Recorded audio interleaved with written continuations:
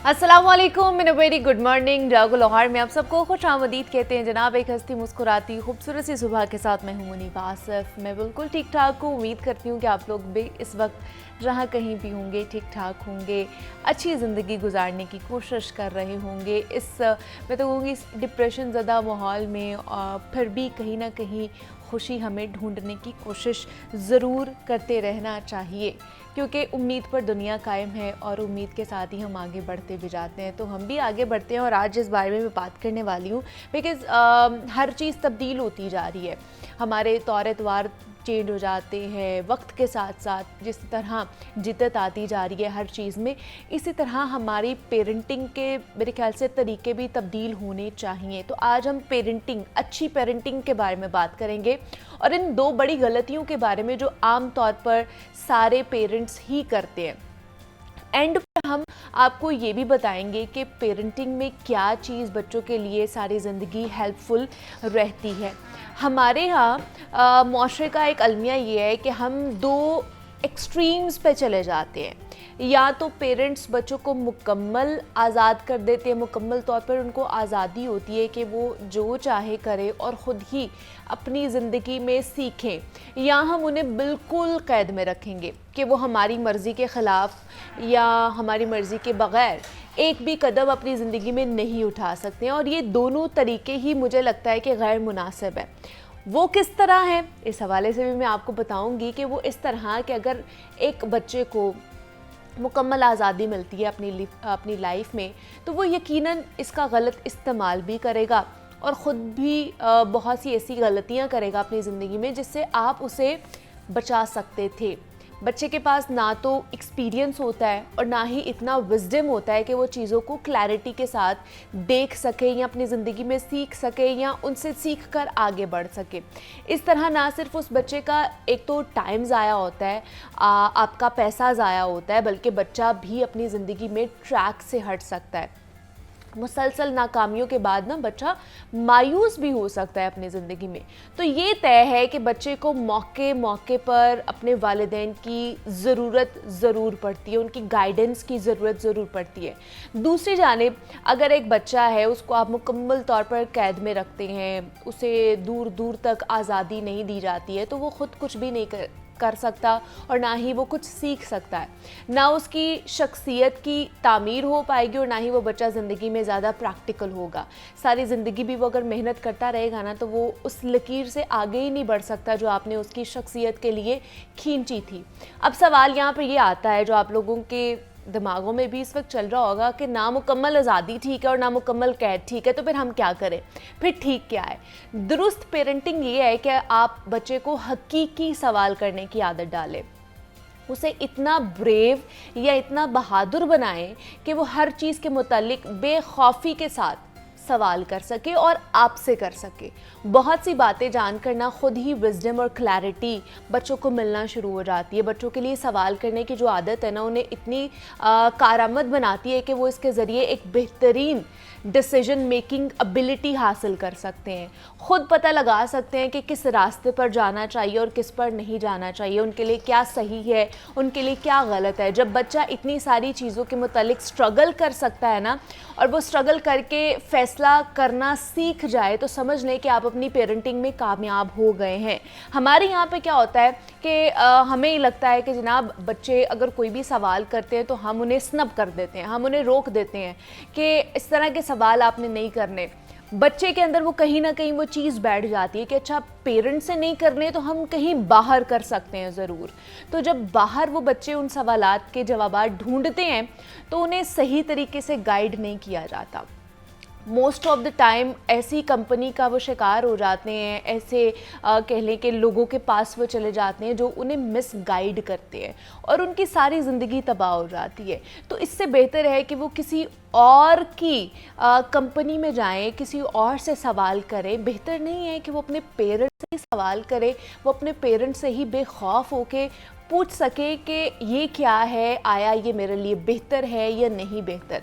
अब मेरे ख्याल से जो पहले हमारी पेरेंटिंग हुआ करती थी कि बच्चों को समझाया जाता था बैठा के, और पहले अगर इतनी काउंसलिंग भी नहीं की जाती थी तो एक्सपोजर नहीं था, मीडिया के एक्सपोजर नहीं था, सोशल मीडिया के एक्सपोजर नहीं था, इतना ज़्यादा टेक्नोलॉजी नहीं आई हुई थी, तो मसला कोई नहीं था, बच्चे इतनी जल्दी किसी भी चीज़ तक पहुंच नहीं पाते थे। अब सोशल मीडिया का दौर है, अब जदीद दौर है। अगर बच्चे को आप नहीं बताएंगे तो बच्चा या तो बाहर जाके सवालात करेगा, या जनाब जो उसके हाथ में आप लोगों ने फ़ोन दिया हुआ है या कोई भी गैजेट दिया हुआ है उसके ऊपर जाके वो अपना सवाल लिखेगा और गूगल हर चीज़ उसके सामने खोल कर रख देगा जो उसे नहीं भी पता होनी चाहिए। तो इसलिए जो गाइडलाइंस पेरेंट्स अपने बच्चों को दे रहे होते हैं ना, वो ज़्यादा मुनासिब भी होती है और वो ज़्यादा मेरे ख्याल से उनके लिए इफ़ेक्टिव भी हो सकती है अपनी ज़िंदगी में, कि अगर आप उनको समझा रहे हैं कि यही सही है और ये गलत है, अब आपने ये ट्रैक खुद से ही इसका तयन करना है कि आपने किस साइड पर जाना है,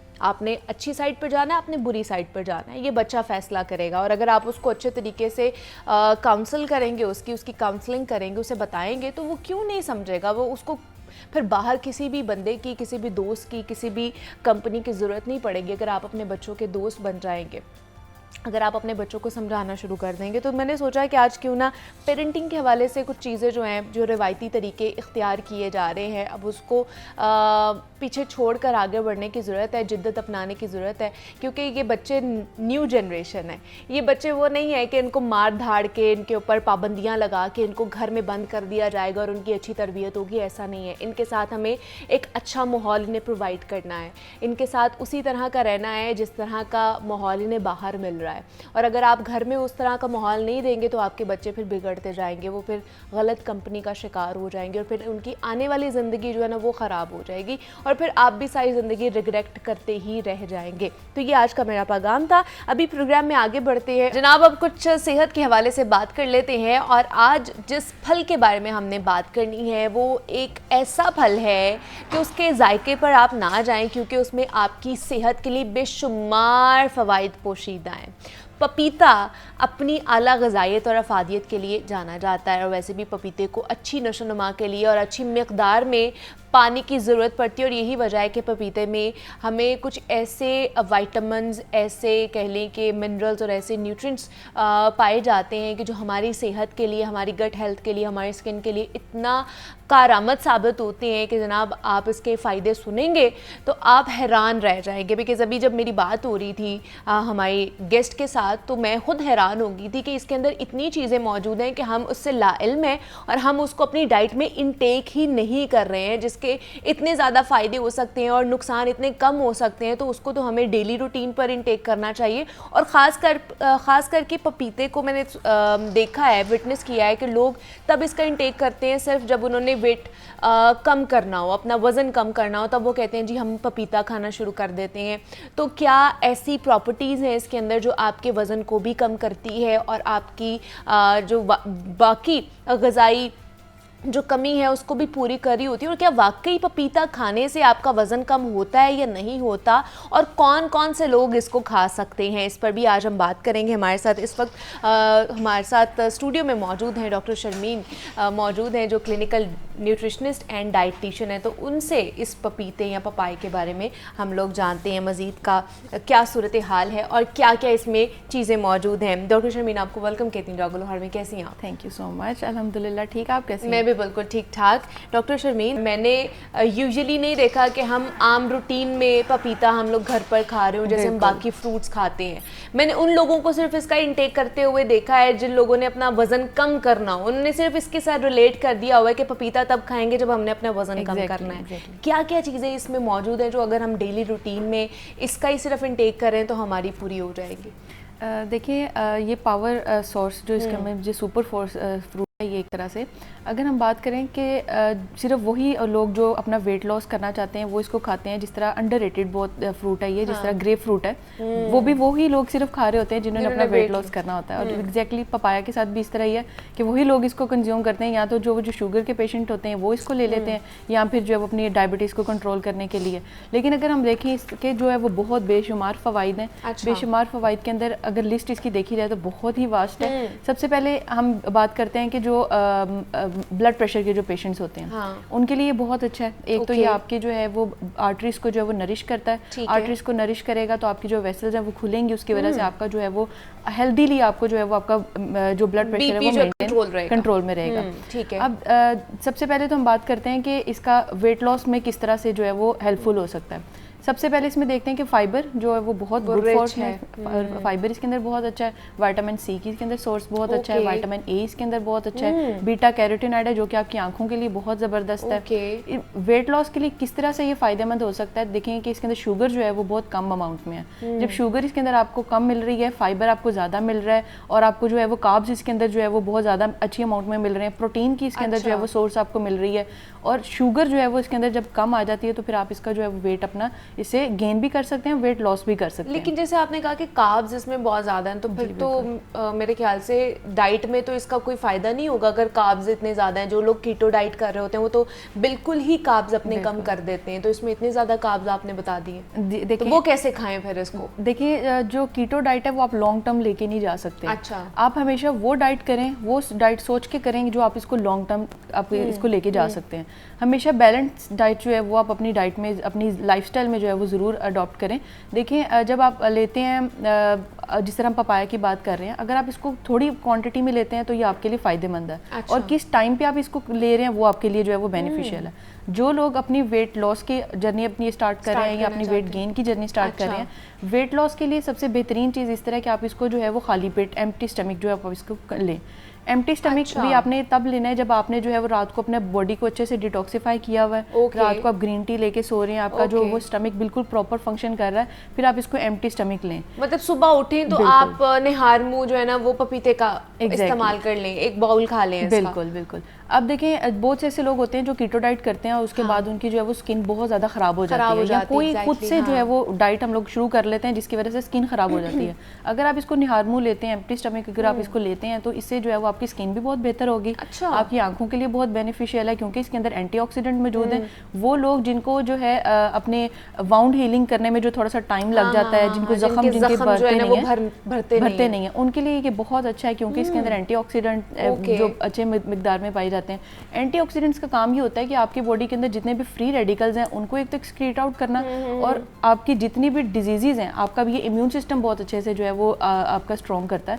जब आपका इम्यून सिस्टम अच्छा हो जाता है, आपका मेटाबॉलिज्म ठीक हो जाता है, आपका खाना जो है वो अच्छे से ब्रेक डाउन होने लग जाता है, फिर आपका वेट जो है ना वो ऑटोमेटिकली रिड्यूस होना शुरू हो जाता है। लेकिन मुझे बताइए कि क्या सिर्फ ये कीटो डाइट वाले ही इसको निहार मुंह खा सकते हैं, कोई भी खा सकता है? मतलब अगर जैसे मैं हूँ और मैंने रोजाना की बुनियाद पर ऑफिस आना है, फिर जैसे हमारी स्किन का, जैसे आपने कहा कि स्किन के लिए बड़ा अच्छा है, तो हमने रोज मेकअप भी करना होता है, तो हम जैसे लोग भी इसका इंटेक कर सकते हैं? देखिए, कीटो डाइट वाले हजरात इसको ना कंज्यूम करें क्योंकि इसको ना खाएं। बिल्कुल, क्योंकि कीटो डाइट में सबसे मेन जो पॉइंट होता है, एक तो ये होता है कि उसमें आपने शुगर नहीं इंटेक करना, और दूसरा आपने कार्ब्स नहीं लेने हैं। तो इसके अंदर कार्ब्स की जो है वो अच्छी क्वांटिटी जो है वो आपको मिल जाती है, तो कार्ब्स आपने कीटो डाइट में तो लेनी नहीं है, तो आप जो है वो कीटो डाइट में इसको नहीं कंज्यूम कर सकते। और वो फीमेल्स जो कि प्रेग्नेंट हैं उनके लिए भी जो है वो ये बेहतर नहीं है क्योंकि देखें इसके अंदर जो है पेपिन एंजाइम है, एंजाइम जो है वो आपके जो है डाइजेशन को काफ़ी ज़्यादा जो है वो स्ट्रॉन्ग करता है और फास्टर कर देता है। अच्छा। तो फिर इस वजह से जो प्रेग्नेंट वुमेन्स को जो है वो एक तरह से नहीं दिया जाता, उनके लिए ये हार्मफुल होता है। मतलब प्रेग्नेंट वुमेन्स जो है ना वो इसका इंटेक ना करें। बिल्कुल।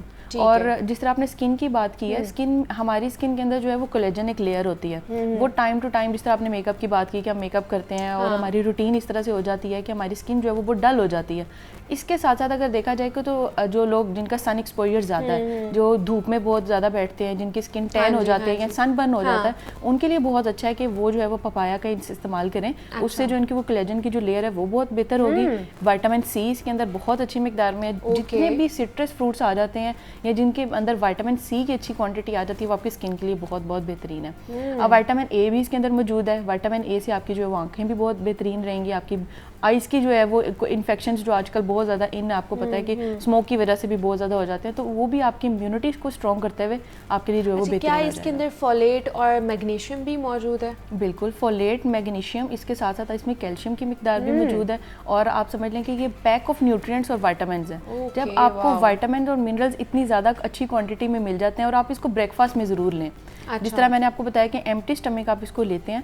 अब दो इसके जो है वो मेथड है, मतलब अगर एम्प्टी स्टमक स्टमक लेंगे तो इसका ज्यादा फायदा होगा। एग्जैक्टली वो लोग जो अपना वेट लॉस करना चाहते हैं, जो डायबिटीज के पेशेंट हैं, जो कैंसर के पेशेंट्स हैं, और जो भी आपको बीमारी है, फॉर एग्जांपल कैंसर, इस तरह मेल्स में जो है वो प्रोस्टेट कैंसर जो है वो बहुत ज्यादा पाया जाता है, फीमेल में जो है वो एस्ट्रोजन लेवल कम हो जाता है। तो इन जितने भी हार्मोनल इश्यूज हैं वो आपके पपाया से जो वो बेहतर हो सकते हैं अगर आप इसको एम्प्टी स्टमक लेते हैं तो। लेकिन सिर्फ क्या एम्प्टी स्टमक या कोई और तरीका भी हो सकता है इसके खाने का? इसके काफ़ी डिफरेंट मेथड्स हैं। अब इसको आप डिलाइट्स में भी बना के ले सकते हैं, जिस तरह आप इसको मीठे की कोई आप अपनी रेसिपीज़ बनाते हैं आप उसमें भी ले सकते हैं। अब इसमें हमारे पास काफ़ी ऐसे पेशेंट्स आते हैं या ऐसी माएँ आती हैं जो कहती हैं कि हमारे बच्चे जो हैं वो बहुत ज़्यादा लेथार्जिक फील कर रहे हैं, फटीग उनको हो रही है, कमज़ोरी फील हो रही है। तो मैं उनको बीइंग अ डाइटिशियन न्यूट्रिशनिस्ट ये रिकमेंड करती हूँ कि आप अपने बच्चे को वेट गेन के लिए भी, वो ख़वातीन जो कहती हैं कि हमारे बच्चों का वेट जो है वो बढ़ नहीं रहा है, अंडर वेट है, उनको हम कौन सी ऐसी चीज़ें दें, उनकी डाइट में शामिल करें जिससे उनका जो है वो वेट इंस्टेंट जो वो होना शुरू हो जाएगी।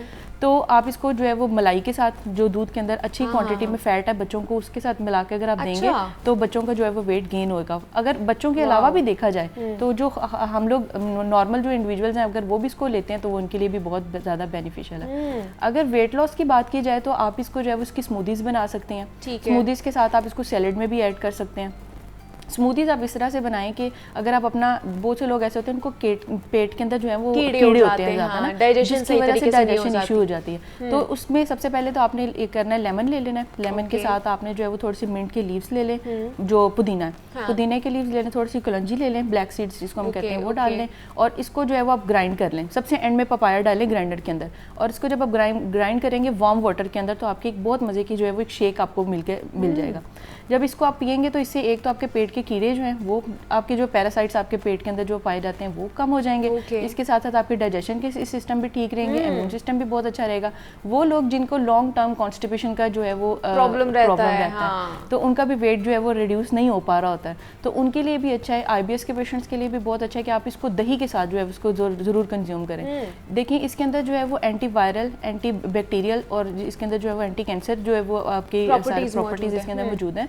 तो जब आप इसको कंज्यूम करते हैं दही के साथ भी, जब आप इसको ले लेते हैं तो फिर आपकी जो एंटी बैक्टीरियल जो प्रॉपर्टीज़ हैं वो ज़्यादा इनहेंस हो जाती हैं, जिसकी वजह से पेट के कीड़े जो हैं वो आपके ख़त्म हो जाते हैं, और कॉन्स्टिपेशन का भी जो है वो बहुत अच्छा इससे इलाज। अच्छा, अब जिन्होंने अगर इसकी स्मूदी नहीं बनानी है, इसको whole fruit as a whole fruit खाना है, तो इसका थोड़ा सा अजीब सा ही कहने का टेस्ट होता है, तो वो किस तरह इसकी वजह से कर सकते हैं कि वो फिर खाया भी नहीं जाता है इसलिए?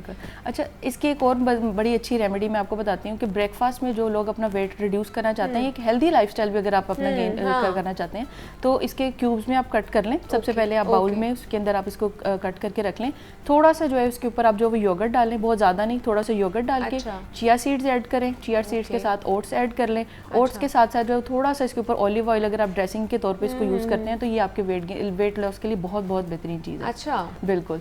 और वो लोग जो अपना वेट गेन करना चाहते हैं तो उनके लिए बेहतर है कि आप इसके अंदर थोड़ा सा ऑलिव ऑयल डालें, और ऑलिव ऑयल के साथ जो है वो इसको आप अगर खाएंगे तो इसका भी इन टेस्ट जो है वो आपको थोड़ा बेहतर फील होना शुरू हो जाता है। अब जैसे हम जैसे लोग हैं, हम लोग उसको काटेंगे, उसके ऊपर थोड़ा सा लेमन स्क्वीज करेंगे और थोड़ा सा नमक डालेंगे, ये इससे भी ठीक है या इसकी जो उसकी अफादियत है वो कम हो जाएगी? नहीं, जिस तरह मैंने आपको बताया कि ब्लैक सीड्स के साथ अगर आप इसको लें या अगर आप योगर्ट के साथ इसको लें तो वो तो बेहतरीन चीज़ है। लेमन के साथ भी अगर आप इसको ले लेती हैं तो वो भी आपको पता है कि विटामिन सी आपको और जो है वो लेमन से भी मिल जाएगा, इसके अंदर से भी मिल जाएगा। तो सन बर्न हो या जिनकी स्किन टैन हो जाती है, ड्राई हो जाती है, बल्कि वो लोग जो प्री मैच्योर एजिंग का शिकार होते हैं उनके लिए भी बहुत अच्छा है, जिनकी फेस पर रिंकल्स बहुत ज़्यादा जल्दी पड़ जाते हैं उनके लिए भी ज़बरदस्त। मतलब खवातीन के लिए तो फुल पैकेज है ना ये, कि वो आज से खाना शुरू कर दें कि उनकी अगर आपको लग रहा है कि एजिंग जल्दी आ रही है या रिंकल्स आना शुरू हो गए हैं तो आपके लिए सोल्यूशन है कि आपने पपाया आज से पपीता खाना शुरू कर देना है। अच्छा, दूसरा मुझे ये बताइए कि आपने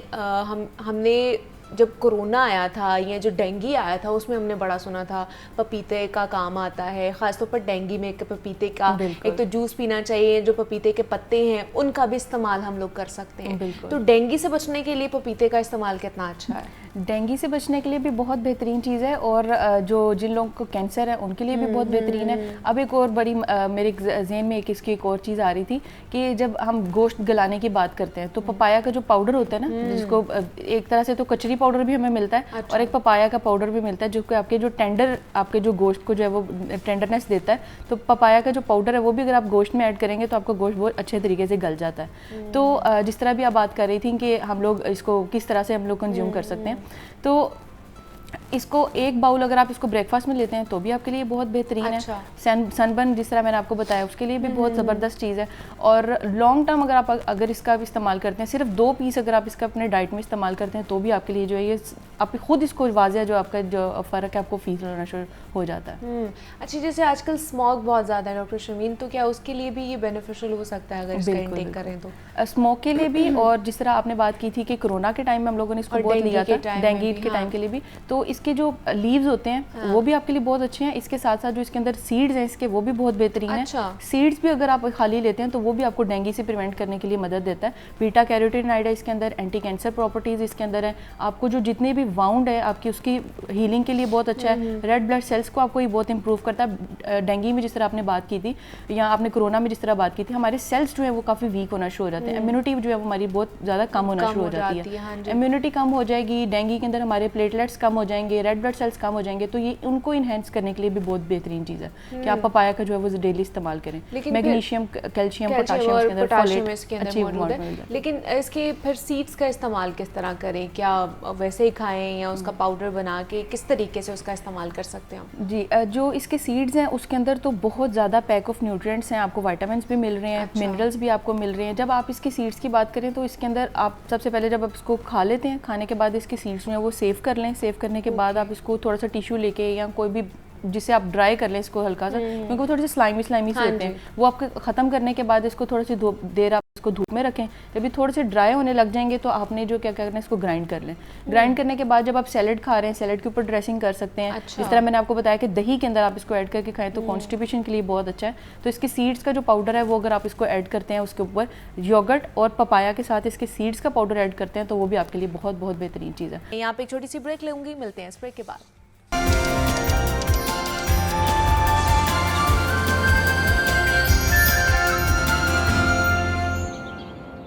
वेलकम बैक टू जागो लाहौर। जनाब, अब कुछ मज़ीद आप और हमारी सेहत के हवाले से बात कर लेते हैं। और अल्लाह पाक ने हमें बनाई से नवाजा है, अल्लाह पाक ने हमें आँखों से नवाजा है जिससे हम कुदरत के हसीन नज़ारे देख सकते हैं।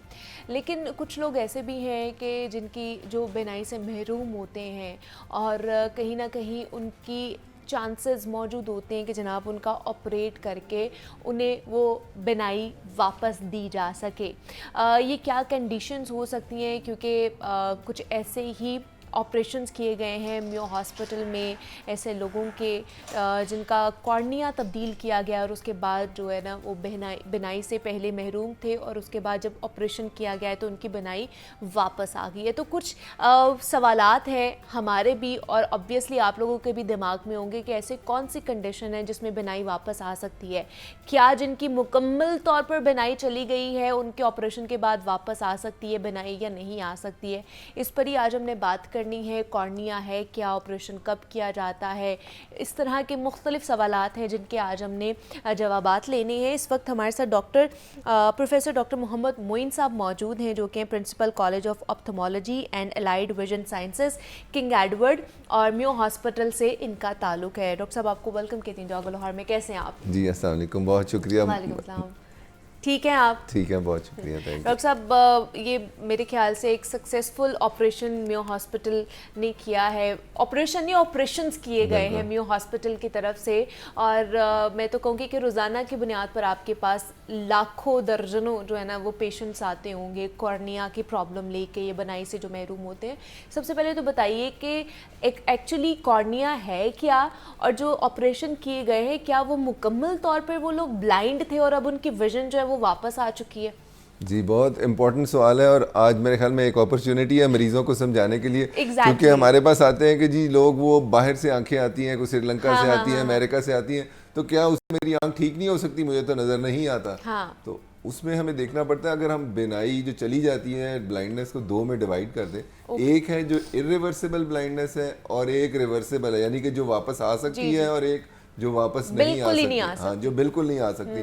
तो हमें सबसे पहले दोनों में फर्क करना है। अच्छा। जो कॉर्निया की ब्लाइंडनेस है, कॉर्निया आप समझ ले जो अगर जिस तरह आप घड़ी होती है ना, घड़ी पे शीशा होता है आगे, तो कॉर्निया जो है वो आंख का शीशा है फ्रंट वाला, जो क्लियर पार्ट है और ऐसे एक गोलाई में होता है। तो वो पार्ट है, अगर वो वाइट हो जाए तो आपको आंख भी दूर से देखने में सफेद लगना शुरू मतलब हो जाएगी। कॉर्निया, मुझे जो समझ आई है कि हमारा जो ये जो आंख की पुतली है जो काली और वाइट, इसके ऊपर एक क्लियर क्रिस्टल आप कह बिल्कुल, सकते हैं, बिल्कुल, शीशा है, उसको बिल्कुल। कॉर्निया कहते जी, हैं, बिल्कुल, जो हमें नजर नहीं आ रहा। जी ओके जी, उसके ऊपर रिफ्लेक्शंस पड़ती हैं जब तस्वीर खिंचती है, जो ब्राइट लाइट की रिफ्लेक्शन है वो कॉर्निया से आती है एक्चुअली। ओके, ठीक है। तो वो एरिया है वो वाइट हो जाता है। अगर वो किसी का वाइट हो जाए जब वो तस्वीर खिंचवाएगा तो वो वाइट ही नजर आएगा। दूर से तो वो जो साइड वाला वाइट है उसके साथ सब कुछ वाइट हो जाता है। तो उसको कहते हैं कॉर्नियल ओपेसिटी या कॉर्नियल जो ब्लाइंडनेस है उसकी वजह से होती है। ठीक है। तो वो कॉर्निया एक लिविंग स्ट्रक्चर है जो एक ऑक्सीजन की सप्लाई आगे से भी आती है, पीछे से न्यूट्रिएंट्स मिलते हैं, लेकिन उसकी क्लैरिटी जो है ना वो बहुत इंपॉर्टेंट है। क्योंकि आप देखें कोई भी चीज़ जो ग्लास शेप बनाई है खुदा ताला ने वो ऐसी इंपॉर्टेंट है क्योंकि उसमें ब्लड वेसल्स जो है जो सप्लाई उसकी साइडों पे है, सेंटर में कोई ब्लड वेसल नहीं है उसकी, लेकिन फिर भी लेकिन वो ज़रूरी है उसकी ट्रांसपेरेंसी ताकि आपको उसको नजर आ सके। लेकिन कोई इन्फेक्शन है, कोई ट्रॉमा है, कोई चोट लग जाती है किसी को, या किसी को कंजेनिटल बीमारियां हैं कॉर्निया की, उनसे वो कॉर्निया जो है ना आहिस्ता आहिस्ता वाइट हो जाता है। अगर वो वाइट हो जाए, अगर तो इनिशियली हम मैनेज कर लें या उसे ट्रीट कर लें तो वो ठीक भी हो जाता है, लेकिन कई बीमारियां ऐसी जिसमें नहीं ठीक होता और वो वाइट हो जाता है। अच्छा, तो अगर आप समझ लें कि जिस तरह आपका सेल फोन है उसकी आगे स्क्रीन खराब हो गई है तो पीछे नजर ही कुछ नहीं आता, exactly, तो वो स्क्रीन चेंज करनी फिर है आपको तो ऊपर वाली लेयर चेंज करनी है। तो आप समझ लें जो प्रोटेक्टिव लेयर है वो आसान है कि वो ऊपर से चेंज हो जाती है, तो वो उसको आपने चेंज करना है। अच्छा, लेकिन जिस तरह आप कह रहे हैं कि कुछ ऐसी बीमारी जिसकी वजह से आपके कॉर्निया को भी इफेक्ट करती, कौन कौन सी ऐसी बीमारी है? सबसे हमने यूजुअली सुना है कि शुगर जो है वो आंखों की बीमारी की जो है ना वो बाइस बनती है, तो वाकई ऐसा है? देखिए इसमें कई बीमारियां हैं जो हमारी शुगर, ब्लड प्रेशर बड़ी इंपॉर्टेंट बीमारियां हैं। कॉर्निया जो है वो सबसे फ्रंट पार्ट पे है और सबसे पीछे वाले हिस्से में हमारे पास रेटिना है या पर्दा है। हाँ जी। जो शुगर है वो आपकी खून की छोटी नालियां हैं उनकी बीमारी है, माइक्रो एंजियोपैथी कहते हैं उसे। तो वो ज्यादा पीछे वाले हिस्से को ज्यादा इफेक्ट करती है। तो हम फ्रंट पे होते हैं, वो कर सकती है उसमें अगर कोई अल्सर हो जाए तो शुगर की वजह से हीलिंग स्लो होती है, तो लेकिन डायरेक्टली कॉर्निया को इतना इफेक्ट नहीं करती डायबिटीज। ठीक है। जो मोस्ट है देखिए कॉर्निया किस चीज से एक्सपोज्ड है, आपका एटमॉस्फेयर जो सामने फ्रंट बैरियर है, आप मोटरसाइकिल पे बैठे हवा देखें कितनी तेजी से आती है, उसके अंदर कोई मच्छर है, कोई पार्टिकल है, कई लोगों की आंख में लग जाता है, तो उसके बाद वो कॉर्निया को इन्फेक्शन कर देता है। अच्छा। या आप एग्रीकल्चर है, किसान को काम कर रहा है, वो कुछ चीज या कुछ ग्राइंडिंग कर रहे हैं लोग, उनके पार्टिकल्स उठ के आते हैं, जो हथौड़ी से काम करते हैं उनको कॉर्निया की चोट बड़े आराम से लग जाती है। तो ये चीज़ें हैं, ये लोग हैं जो मोर प्री डिस्पोज हैं। और एक बहुत इंपॉर्टेंट जो लोग हैं वो कॉर्निया जो कॉन्टैक्ट लेंस इस्तेमाल करते हैं वो हैं खवातीन की बात कर रहे हैं। बिल्कुल। तो कॉन्टैक्ट लेंस की वजह से देखिए एक चीज़ है, आप उंगली पे लगाते हैं और फिर आंख पे लगाते हैं, फिर उतारते हैं। लगाते हैं शायद डर नहीं लगता लोगों को करते करते, लेकिन हमें लग रहा होता है कि शायद उसके साथ कोई इन्फेक्शन आप ले जाए, लेकिन जो इस्तेमाल करते हैं वो टाइम के साथ सीख लेते हैं कि हमने अपने हाथ धो के सोल्यूशन लगा के और उसे स्टोर करना है, रात को लगा के नहीं सोना। तो ये एहतियात करें तो नहीं होता, लेकिन that is very important cause of blindness. कई लोगों को ऐसे भी देखा है कि 2 दिन बाद शादी है और उन्होंने वो कॉन्टैक्ट लेंस लगा लिया और वो इन्फेक्शन हो गया, इन्फेक्शन होगी तो मसला बढ़ गया, तो शादी पोस्टपोन करनी पड़ गई। तो मतलब इस तरह की ये इन्फेक्शन हो सकती है कॉर्निया की। तो अभी जो आप लोगों ने जिन पेशेंट का ऑपरेशन किया था उस हवाले से बताइए, क्या वो मुकम्मल तौर पर ब्लाइंड थे या सिर्फ उनका कॉर्निया जो था ना वो इफेक्ट हुआ था और उसको चेंज किया गया? बिकॉज हमारे जिस तरह आप भी कह रहे हैं कि पेशेंट्स आते हैं वो कहते हैं जी कोई नई आंख आती है और वो डाल दी जाती है तो शायद हमारी बेनाई जो है ना वो वापस आ जाए। तो कौन सी कंडीशन में आपकी बिनाई वापस आ सकती है और कौन सी कंडीशन में नहीं आ सकती है? अच्छा, एक सिंपल आसान अगर हम रूल देख लें, अगर कोई आता है हमारे पास तो हम उससे पूछते हैं कि अगर किसी को आपको ब्लाइंडनेस है या आपके जानने वाले को है, एक सिंपल टेस्ट करके देख लें, टॉर्च है या फोन की लाइट है वो लेके आंख में डालें और वो आंख बंद कर लें इस तरह जो आंख अफेक्टेड है, और देखें कि उसमें से वो रोशनी नजर आ रही है, सामने से नजर आती है, साइडों से किसी जगह से नजर आ रही है कि नहीं आ रही। अगर आ रही है तो फिर तो उसके ऊपर कोई काम हो सकता है, लेकिन अगर वो टोटल ब्लैक है फिर अनफॉर्चुनेटली वो इरिवर्सिबल है, वो चीज वापस नहीं आती। तो सिंपल टेस्ट एक ये है सबसे पहले। ठीक है। तो दूसरा उसके बाद देखना है कि हाँ जी वो लाइट अगर आ रही है तो क्या वो कॉर्निया की वजह से है या पीछे पर्दे की वजह से है। फिर उसके मुख्तलिफ टेस्ट हैं, हम वो चेक कर लेते हैं कि हाँ जी है। तो सिंपल यही है कि अगर आपको ये चीज़ है तो फिर आप चेक कराएं और फिर उससे हम आइडेंटिफाई कर लेंगे। लेकिन जो कॉर्निया के साथ ब्लाइंड होंगे वो दूर से देखने से तस्वीर जिसकी खिंचेगी, जिस तरह यह पिक्चर चल रही थी बीच में, वो कैटरेक्ट की थी, वो पीछे सफेद मोतिया था, लेकिन वो भी कई बार वाइट नजर आता है। अच्छा। तो कॉर्निया आगे है तो दो एक दूसरे के पीछे लगे हुए हैं, दो चीजें तो लगता है शायद ऐसे, क्योंकि लेंस भी एक स्ट्रक्चर है जो क्लियर स्ट्रक्चर है। ये आंख का कॉर्निया है, बीच में एक लेंस शीशा है और पीछे एक रेटिना है, तो ये लाइट आती है और पीछे रेटिना तक जाती है। दो क्लियर स्ट्रक्चर है जिनमें से लाइट गुजरती है और लाइट यहाँ से एडजस्ट होती है। तो कॉर्निया आपका फ्रंट पार्ट है जिसपे आपने काम करना है, और इसकी वजह से ब्लाइंडनेस पाकिस्तान में हमने जो निकाला हुआ, पाकिस्तान की जो ब्लाइंडनेस का रेशियो है 0.9% है ऑफ द टोटल पॉपुलेशन। तो उसमें से निकाला हुआ कि तकरीबन 82,000 लोग हैं जिनकी कॉर्नियल ब्लाइंडनेस है। 82,000? हाँ जी। तो उनके कॉर्निया हम रिप्लेस कर सकते हैं या करने की जरूरत है। तो वो हमारे पास अच्छी चीज़ है कि दुनिया में इंटरनेशनल ऑर्गेनाइजेशंस हैं, कई चैरिटी के तौर पे भी डोनेट करते हैं, कई हैं कि जो बैंक्स हैं जो कि भिजवाते हैं। तो हमारे पास एक श्रीलंका बड़ी सोर्स होती थी, पहले आते थे वहाँ से, अब भी आते हैं, और दूसरी सोर्स है अमेरिका से। अमेरिका में बनते हैं लेकिन वहाँ पे पाकिस्तानी एक ऑर्गेनाइजेशन है, all Pakistan north American doctors की एसोसिएशन है, अपना उन्होंने स्टार्ट किया कि वहाँ से भिजवाने शुरू किया क्रॉस पाकिस्तान। फिर एक हमारे दोस्त हैं फवाद जफर साहब, वो भिजवाते हैं। अब उन्होंने एक एनजीओ बनाई है और उसके थ्रू वो हर साल पाकिस्तान में ऑल सिटीज़ पाकिस्तान में भिजवाते हैं। लाहौर में आते हैं, गुजरांवाला है, सियालकोट है, उधर है बहावलपुर है, रहीमियार खान, मुल्तान, सारी जगह आते हैं। तो वो आते हैं, वो भिजवाते हैं। तो वो एक कॉर्निया का तकरीबन $1,000 से $2,000 का कॉस्ट करता है। तो वो वहाँ से अमेरिका से ट्रांसपोर्ट शिप होकर यहाँ पे आया, और तो यहाँ पे कितना एक्सपेंसिव हो जाता है कॉर्निया का ऑपरेशन यहाँ तक? यहाँ पे अगर हम जिस वक्त हमारे पास तो ये डोनेट होके आते हैं, तो फ्री सर्विस के तौर पे आते हैं, तो हम उनको यहाँ पे गवर्नमेंट प्रोवाइड करती है, उनको हम एडमिट करते हैं, फिर कॉर्नियल ट्रांसप्लांट करते हैं, फिर उनको डिस्चार्ज करते हैं, तो वो फ्री ऑफ कॉस्ट आता है उनका सारा। ठीक है। तो हमारे पास मेयो हॉस्पिटल में कभी 5 आ जाते हैं, कभी 10 आ जाते हैं, हर मंथ आ जाते हैं, इसी तरह क्रॉस पंजाब आते रहते हैं। तो इस वक्त मेरे ख्याल में पूरे पाकिस्तान में उन्होंने ओवर 5 ईयर में फवाद साहब ने को तकरीबन 3,000 कॉर्निया जो वो बेच चुके हैं। अच्छा, मेयो हॉस्पिटल अभी तक कितना टोटल जो है ना वो कॉर्निया के ऑपरेशन कर चुका है?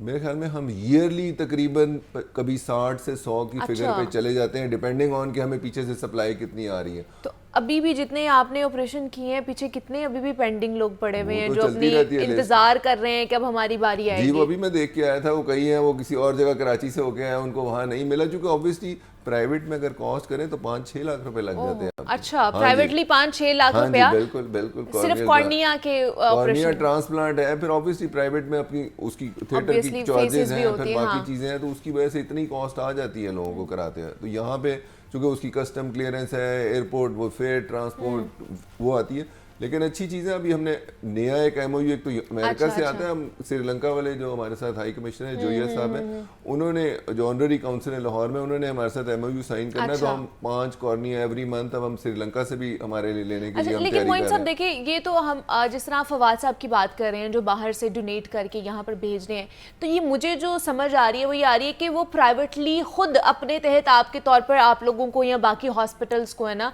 वो डोनेट कर रहे हैं, वो मदद कर रहे हैं। लेकिन क्या हुकूमत इस हवाले से कोई काम कर रही है? आप लोगों ने कोई तजावीज़ उन्हें भेजी हूँ कि वो एक बिग स्केल पे इसके ऊपर काम करके इकदामात उठा के इसको बेहतर किया जा सके, इस सप्लाई चेन को?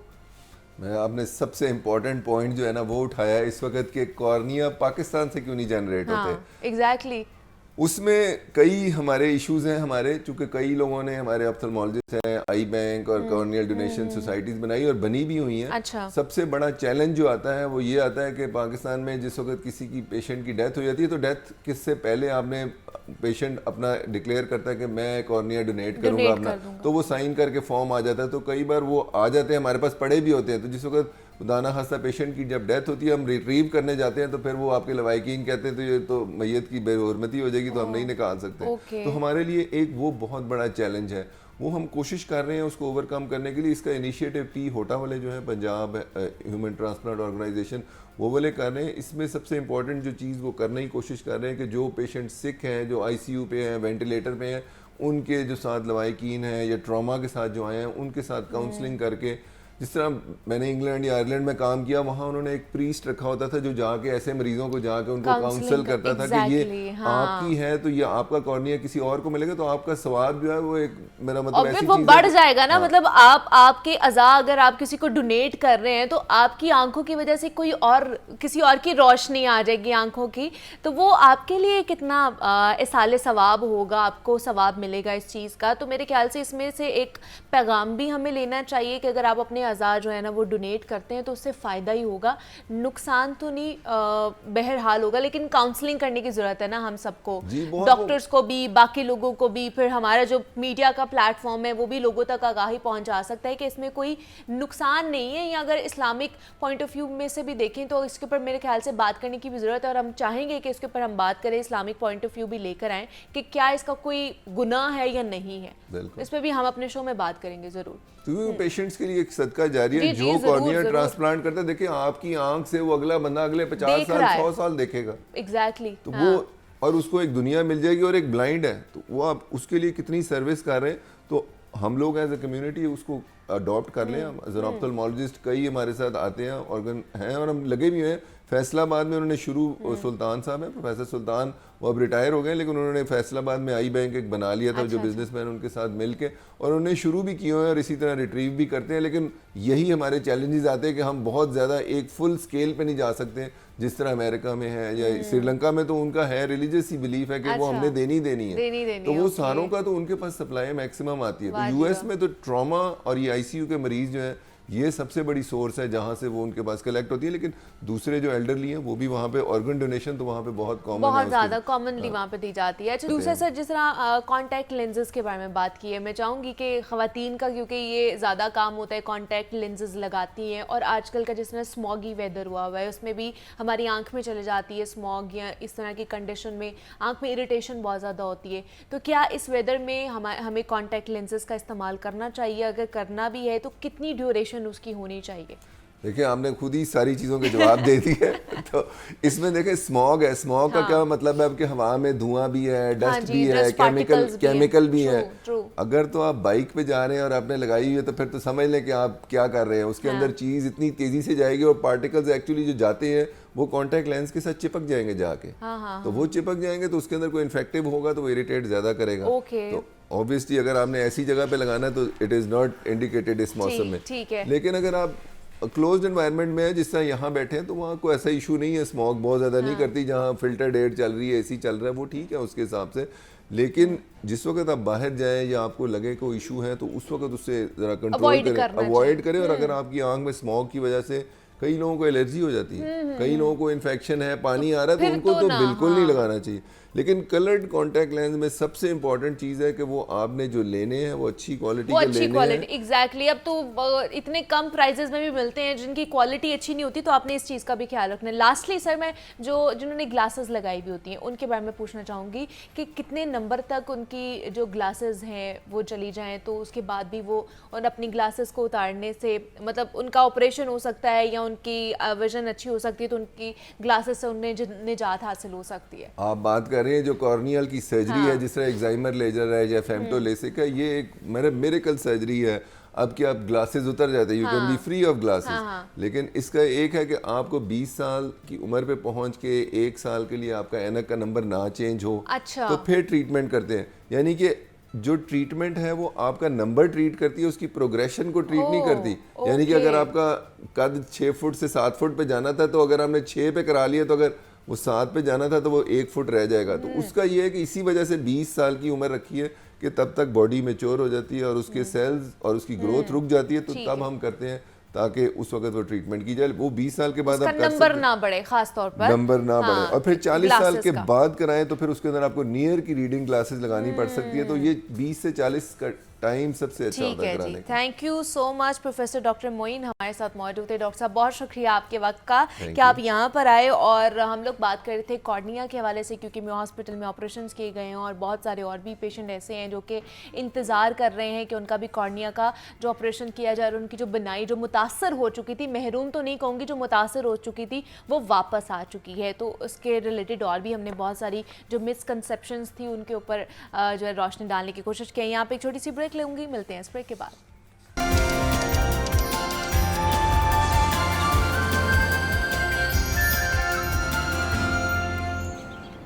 वेलकम बैक टू जागो लाहौर। जनाब, अब कुछ बात कर लेते हैं फिट रहने के हवाले से। और आजकल जो सबसे ज़्यादा प्रॉब्लम आ रही है, एक तो जॉइंट पेन की आ रही है, मसल्स पेन की आ रही है, और दूसरा कि शटिका पेन बहुत ज़्यादा होती जा रही है। मर्दों में भी ये बढ़ती जा रही है और ख़वातीन में भी ये बढ़ती जा रही है। और शटिका पेन इतनी कह ले कि ख़तरनाक होती है कि उसमें आपका चलना फिरना भी मुहाल हो सकता है। आप मोहताज हो सकते हैं किसी के, अगर इसको अच्छे तरीके से आप ट्रीट नहीं करेंगे। और वैसे भी ये सर्दियों का मौसम है और सर्दियों में तो कोई पुरानी दर्दें भी निकल आती हैं। और इस तरह की अगर कोई पेन आपको हो जाती है, शटिका पेन हो जाती है, बैक में पेन होना शुरू हो जाती है, तो ये और भी ज़्यादा स्वेरिटी इसमें आना शुरू हो जाती है। तो आज हम sciatica pain, back pain, lower back pain किस तरह बेहतर की जा सकती है, हमारी नीज़ में बहुत ज़्यादा दर्द होना शुरू हो जाती है, मतलब जितनी भी दर्दें हैं उस पर हमने आज बात करनी है। हमारे साथ इन स्टूडियोज़ में डॉक्टर मोहम्मद हुसनैन मुर्तज़ा मौजूद है, जो कि फिजियोथेरेपिस्ट हैं। डॉक्टर हुसैन, आपको वेलकम कहती हूँ। कैसे हैं आप? अल्लाह का शुक्र है। डॉक्टर हुसैन, सबसे पहले तो शटिका पेन के बारे में बताइए ना, ये एक्चुअली में है क्या और किस वजह से होती है, क्या क्या कॉजेज़ हैं इसके? शटिका पेन जो होती है बेसिकली ये एक नर्व कंप्रेशन इशू है। अच्छा। अब अगर हम कहें कि sciatica is a diagnose, sciatica is not a diagnose, sciatica is a symptom. अच्छा। इसके पीछे अब मल्टीपल रीजंस हैं, मल्टीपल डायग्नोसिस हैं। आपकी स्पाइनल को इशू हो सकता है, आपकी मस्कुलर कंडीशन हो सकती है, आपको पिरिफॉर्मस सिंड्रोम हो सकता है। बहुत से इश्यूज हैं जिनकी वजह से, जिनमें शटिक नर्व आपकी इन्वॉल्व होती है। अच्छा। अब इसमें होता क्या, लो बैक में हमारे लो बैक मसल की स्टिफनेस बहुत ज़्यादा आती है। ये किन लोगों में ज़्यादा होती है? जो लोग ज़्यादा बैठते हैं या वेट लिफ्ट करते हैं, हैवी वेट लिफ्ट करते हैं। जिस तरह लोग कहते हैं जिम में हमने काफ़ी वेट उठाया है, एकदम हमें पॉपिंग साउंड आई है हमारी बैक से, और उसके बाद हमें पेन है जो ट्रैवल कर रही है। अब शटिका का एक मेन पॉइंट क्या होता है, जहाँ से हम उसको पिक करते हैं। अच्छा। ये कभी भी लोकलाइज नहीं होती, एक जगह पे नहीं होती, ये ट्रैवल करती है। ये हमारी बैक पे अगर इशू है तो ये बैक से हमारी टांग की पोस्टीरियर साइड से नीचे की तरफ आएगी। ओके। हमारी थाई में ट्रैवल करेगी, जिससे पता चलेगा थाई मसल में ट्रैवल करने से कि ये शटिका है। मतलब ये इसका कह लें कि इनिशियल स्टेजेस पे इसके साइंस एंड सिम्टम्स हो सकते हैं, जिससे आप डायग्नोज कर सकते हैं कि ये शटिका पेन आपको हो रही है। लेकिन किस वजह से हो सकती है, क्या क्या कॉजेज है? एक तो वेट लिफ्ट करने से हो सकती है, दूसरा आपका अगर बैठना ज़्यादा है, आपका सिटिंग पोस्चर ऐसा है, तो तब बाकी जिस तरह आप बता रहे थे कि जैसे मर्द हजरात जो अपनी पैंट की पॉकेट में वॉलेट रखते हैं, उस वजह से भी हो सकती है। ये बड़ा एक, मैं कहूँगी कि हैरानकुन इंकशाफ आपने किया है, तो उसकी वजह से कैसे हो सकती है? उसकी वजह से इस तरह हो सकती है, हमारी जो शटिक नर्व है वो हमारे हिप रीजन से पास कर रही होती है। और वहाँ पे एक मसल होता है जिसको कहते हैं पिरफॉर्मस, वो वी शेप मसल होता है इस तरह से, और शटिक नर्व उसके सेंटर से पास कर रही होती है। अच्छा। जब हम अपनी पैंट की पिछली पॉकेट में वॉलेट रखते हैं, उसकी वजह से लोड आता है हमारी, जिस तरह हम बैठे हुए हैं तो लोग पिछली पॉकेट में वॉलेट रख के बैठते हैं, और जब कंप्रेशन आती है तो उनको पेन आती है, और वो इतनी शूटिंग पेन होती है, इतनी शार्प पेन होती है। मोस्टली ये लोगों को ड्यूरिंग ड्राइव करते हुए, ड्यूरिंग ड्राइविंग बहुत ज़्यादा ये इशू होता है कि हम लोगों ने पिछली पॉकेट में वॉलेट रखा हुआ था। समटाइम पेशेंट आते हैं, कहते हैं डॉक्टर साहब मैं ड्राइव कर रहा था, एकदम मैं ब्रेक लगाने लगा हूँ, मैंने रेस दिया तो मेरे पेन एकदम शूटिंग पेन स्टार्ट हुई है। तो ये परफॉर्मेंस होता है। अब इसके लिए कुछ एक्सरसाइजेज होती हैं जो हमें करनी चाहिए। सबसे पहले हमें याद रखना चाहिए, एक एक्सरसाइजेज हैं, मैकेंजीज उन्हें कहते हैं। अच्छा। मैकेंजी एक्सरसाइजेज, जिसके अंदर हम लेट के अपनी कमर को उठा सकते हैं, और उसके अलावा जिस तरह ये टांग पे टांग रख के बैठे हैं, लेट के आप इसको ऊपर की तरफ उठा सकते हैं ताकि आपके हिप रीजन में स्ट्रेच आए, और वो आइसोलेट स्ट्रेच है आपके पिरफॉर्मेंस मसल का। अच्छा। वो सिर्फ उसी मसल को टारगेट कर रहा होता है जिसमें नर्व कंप्रेशन हो रही है। इसी के साथ साथ चाइल्ड पोज है, जिस तरह हमारे बच्चे क्रॉलिंग करते हैं, कैट टू कैमल हैं, ये कुछ एक्सरसाइजेज हैं जो कि हम अगर इसको देखें तो अपनी लाइफ में हम बहुत सी चीज़ों को बेहतर कर सकते हैं। और ये इजीली आपको यूट्यूब पे भी मिल जाएंगे, इजीली आपको मिल जाएंगे, आप देख कर बिल्कुल आप मैकेंजी लिखें वहाँ पे, आपको वहाँ पे हर चीज़ सामने आ जाएगी, पता चल जाएगी। इसका मतलब है कि जो मर्द हजरात अपनी पैंट की पिछली पॉकेट में रखते हैं वॉलेट, वो ना रखें बिल्कुल, उसकी वजह से उन्हें शटिका पेन की जो वो हो सकती है। डेफिनेटली। और अगर हो रही है तो आपने फौरन से पहले तो फिजियोथेरेपिस्ट के पास जाना है और उसको इग्नोर नहीं करना है, बिकॉज अगर ये वर्स्ट होगी तो आपका लाइफस्टाइल बहुत ज़्यादा जो है ना, वो कह लें कि कॉम्प्रोमाइज़ होना शुरू हो जाती है इसकी वजह से। अच्छा, इसके अंदर फिजियोथेरेपिस्ट का कितना वाइटल रोल है? फिजियोथेरेपी का इस तरह से रोल है कि अगर आपके पास पेशेंट आया है, उसकी एक्यूट कंडीशन है, या वो आपको कहता है। अब हमारे यहाँ पे एक बहुत बड़ा इशू है, लोगों को पेन स्टार्ट होती है ना, वो उसे इग्नोर कर देते हैं। वो दिनों में नहीं, वो महीनों बाद आपके पास कहीं जाके यहाँ पर इग्नोर कर देते हैं डॉक्टर, यहाँ पर मेडिसिन खाते जाते हैं और उसको जो कहते हैं कि जी टेम्परेरी आपको रिलीफ मिल गया है, तो या ये सिर्फ वैसे ही होगी, थकावट की वजह से हमें पेन होगी तो ठीक हो जाएगी खुद ही। बिल्कुल इसी तरह। अब इसमें फिजियोथेरेपी का ये रोल है कि कुछ एक्सरसाइजेज होती हैं, स्पेशलाइज्ड प्लान होते हैं ट्रीटमेंट के, उनको लेके चलते हैं। सबसे पहले तो हम पेशेंट का डायग्नोज देखते हैं कि ये किस वजह से है। अब कितनी ही स्पाइनल कंडीशन है, इसमें एक बहुत बड़ा जो फैक्टर है वो वेट का आता है। पेशेंट जो ओबीज होते हैं उनमें भी बहुत ज़्यादा इशू आता है, क्योंकि उनकी स्पाइन के ऊपर लोड आ रहा होता है, क्योंकि आपकी जो हिप बोन है ये मोस्ट वेट बेयरिंग बोन है, आपकी पूरी बॉडी का वेट इसने बेयर करना है। जब इसके ऊपर वेट आता है, यहाँ से जो नर्व पास कर रही है उनमें कंप्रेशन आती है, आपके जो पैरास्पाइनल मसल हैं, स्पाइन की सराउंडिंग्स के मसल हैं दोनों तरफ के, तो उनमें स्टिफनेस आती है, आपके मसल स्ट्रेन आता है, जिसकी वजह से ये पेन बढ़ती है। और आप फिजियोथेरेपी में इसमें डिफरेंट एक्सरसाइजेस करवाते हैं, इलेक्ट्रोथेरेपी होती है जिसमें डिफरेंट मोडालिटीज होती हैं, हम उसको अप्लाई करके जिसकी हेल्प से हम पेशेंट को, और ये थेरेपीज जो है ना विदाउट मेडिकेशन होती है, बिल्कुल टोटली विदाउट मेडिकेशन। अब कुछ लोग आते हैं वो कहते हैं डॉक्टर साहब पेन किलर, तो फिर पेन किलर देते हैं। मैं तो यही कहता हूँ कि आप अगर फिजियोथेरेपी करवा रहे हैं तो आपको पेन किलर की जरूरत ही नहीं है, आपको थेरेपी के साथ ही आपके जो वो मसल्स हैं वो रिलैक्स होना शुरू हो जाते हैं। और अगर आपको पेन किलर की जरूरत पड़ रही है तो इसका मतलब आपकी थेरेपी ट्रीट नहीं हो रही है, सही तरीके से आप लोग थेरेपी नहीं करा रहे हैं। अच्छा, दूसरा जिनकी 8 आवर्स की ड्यूटी होती है, उन्होंने कर ही काम करना होता है और उनके बैक में, लोअर बैक में बहुत ज़्यादा प्रॉब्लम होना शुरू हो जाती है, तो वो क्या कर सकते हैं? उनके लिए क्या टिप्स देंगे आप? उनके लिए टिप्स ये हैं कि जिस तरह हमारे आईटी एक्सपर्ट्स हैं, कंप्यूटर यूज़र्स हैं और बैंकर्स हैं या ऑफिस वर्क है जिनका, उन लोगों को चाहिए कि अगर उनकी 8 to 9 आवर्स की ड्यूटी है तो हर घंटे 2 घंटे बाद बेशक 1 से 2 सेकंड के लिए खड़े हों, खड़े होकर अपनी बैक को रिलैक्स करें और बैठें, और हमेशा अपनी जो सीट है वो कंफर्टेबल यूज़ करें, जिस पे आप कंफर्टेबल हैं बैठने में। ये नहीं कि वो काफ़ी हार्ड हो और आप उस पर बैठे हों और पीछे उसके स्पेस बनी हो और आपकी बैक प्रॉपरली सपोर्टेड ना हो। अब कुछ गाड़ियां हैं उनकी सीट्स इस तरह की हैं जो बहुत ही अनकंफर्टेबल हैं और वो भी आपकी नर्व कंप्रेशन की, आपकी लो बैक पेन को लीड कर रही होती हैं, बढ़ा सकती हैं। ठीक है, तो जिनके शोल्डर पेन बहुत ज़्यादा रहती है, नर्व्स खिंचाव बहुत ज़्यादा रहता है या फ्रोजन शोल्डर हो जाते हैं, उसकी एक तो कॉज क्या है और उसको किस तरह बेहतर किया जा सकता है? अब जिस तरह अभी हम बात कर रहे थे फ्रोजन शोल्डर की, फ्रोजन शोल्डर में होता क्या है कि हमारा कंधा जाम हो जाता है। अच्छा। कंधा जाम होना, इसकी 3 स्टेजेस होती हैं, उनके नाम होते हैं freezing stage, frozen stage and थॉइंग stage. First stage क्या होती है, ये 1 to 6 मंथ होती है। इसमें क्या होती है, शोल्डर पेन आनी शुरू होती है आपको। और सेकंड फेज 6 to 12 मंथ का जो है, उसमें क्या है, आपकी शोल्डर रिस्ट्रिक्शन आती है। जिस तरह हमने कंघी करनी होती है आम रूटीन में, बाजू नहीं ऊपर जाती, कोई चीज़ ऊपर से उठानी है बाजू नहीं ऊपर जाती। और थर्ड स्टेज में क्या होता है, आपका शोल्डर दोबारा ठीक होने लग जाता है। अच्छा, ये ऑलमोस्ट इसकी 2 ईयर लाइफ होती है, उसके बाद ये ठीक होने लग जाता है, लेकिन ये काफ़ी पेनफुल कंडीशन होती है।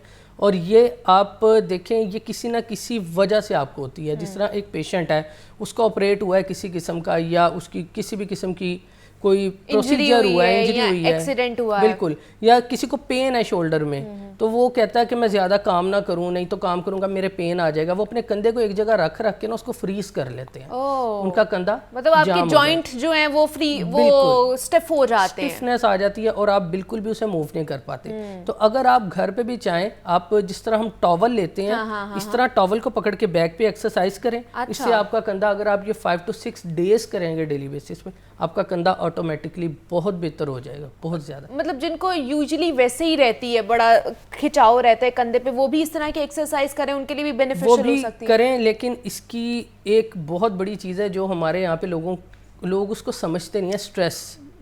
हमारी जो नेक मसल्स हैं उनकी स्टिफनेस की सबसे बड़ी वजह है स्ट्रेस। स्ट्रेस की वजह से क्या होता है, हमारा सारा ब्लड फ्लो हमारा जो है वो टुवर्ड्स एक्सट्रीमिटीज़ होता है, हमारी बाजुओं और टांगों की तरफ।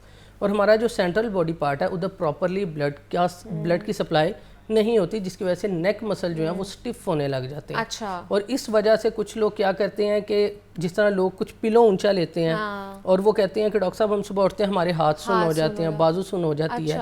अब इसका मतलब क्या होता है कि आपकी नेक के वर्टिब्रास जो है वहाँ पे कहीं सर्वाइकल रीजन में आपके नर्व कंप्रेशन आ रही है, और उसकी वजह से ये चीज़ें हैं। और इसके लिए क्या है कि जिस तरह आप कंप्यूटर यूज़ कर रहे हैं, ज़्यादा काम है, आप अपने सर के इस साइड पे हाथ रखें, इस तरह से जोर लगाएं, इधर भी इस तरह से, पीछे और आगे। ये 4 एक्सरसाइजेज अपनी रूटीन में आप ऐड कर लें, ये और ये बेंडिंग, साइड बेंडिंग इस तरह से कर लें। अगर आप डेली बेसिस पे ये करते हैं और आपका काम कंप्यूटर वर्क ज़्यादा है तो आपको कभी भी नेक पेन नहीं होगी और किसी भी किस्म की आपको ये रेडिकुलोपैथी या सर्वाइकल कंडीशन जो आप लोगों को रहता है कि बहुत ज़्यादा स्ट्रेस है हमारे कंधों के ऊपर या हमारी नेक में बहुत ज़्यादा प्रॉब्लम रहती है, उससे आप लोग छुटकारा हासिल कर सकते हैं सिर्फ 2-4 मिनट की एक्सरसाइज करके, नेक एक्सरसाइज करके। अच्छा, दूसरा डॉक्टर हसनैन, 60 साल की उम्र है और जी क्रॉनिक डिजीज़ है उन्हें, दूसरा पट्ठों का दर्द है, नीज़ में दर्द रहता है, ये दर्द है, सर्दियां भी हैं, अब उन शख्स ने कैसे ये सर्दियां गुजारनी है, ये बताइए हमें। अब इसमें सबसे पहले क्या है कि हमारे यहाँ पे जो 60s में जाके इशू होने चाहिए ना, अगर हम रिसर्चेस को देखें तो वो कहती हैं कि 60s में लोगों को इशू होते हैं, लेकिन हमारे यहाँ आपको ये 30-35 के लोगों में ज़्यादा इशू देखने को मिलेंगे। अब इसकी वजह क्या होती है? Over use activity.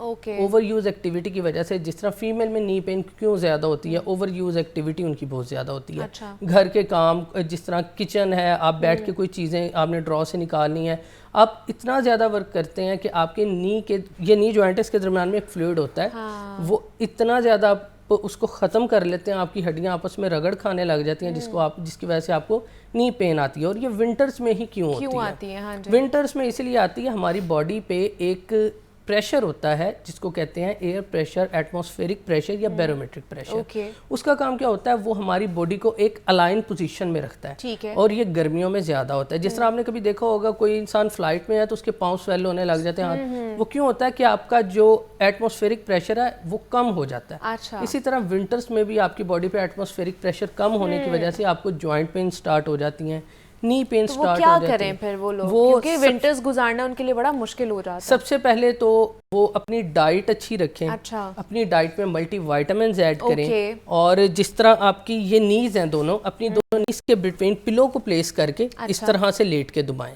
इस तरह से, और दोनों नीज को जोड़ के ऐसे बाहर की तरफ को। ये अगर वो 20 टाइम्स भी करते हैं रात को सोने से पहले तो किसी हद तक वो अपनी पेन को मैनेज कर सकते हैं। और दूसरे नंबर पे आपको देखना चाहिए कि आपका इशू क्या है। सबसे पहले आप की नी पेन की वजह क्या है? क्योंकि हमारे यहाँ आजकल आर्थराइटिस बहुत ज़्यादा कॉमन है। नी ऑस्टियोआर्थराइटिस, इसमें क्या होता है कि हड्डियों में खला कम हो जाता है और आपस में रगड़ खाती हैं। तो ये प्रॉब्लम, और इससे जो है ना अच्छे तरीके से डायग्नोज आपका फिजिशियन, आपका जो थेरेपिस्ट है वो ही कर सकता है और वही आपको बता सकता है कि आपने क्या करना है। कुछ मोटी मोटी चीज़ें हम लोगों ने आज डिस्कस करने की कोशिश की है कि जो बहुत ज़्यादा कॉमन होती जा रही हैं, जो पेन्स हैं, मसल पेन है, जॉइंट पेन हो जाती है, फ्रोजन शोल्डर हो जाते हैं, और शटिका जो बहुत इंपॉर्टेंट है कि आजकल हर कोई ये कहता है कि हमें जी शटिका की प्रॉब्लम होती जा रही है, पेन बढ़ती जा रही है, तो उस पर हमने बात की है। डॉक्टर मोहम्मद हसनैन मुर्तज़ा हमारे साथ मौजूद है। डॉक्टर साहब बहुत शुक्रिया आपके वक्त का कि आप यहाँ पर आए। मुझे इजाज़त दीजिए, अपना ख्याल रखिएगा, अल्लाह हाफ़िज़।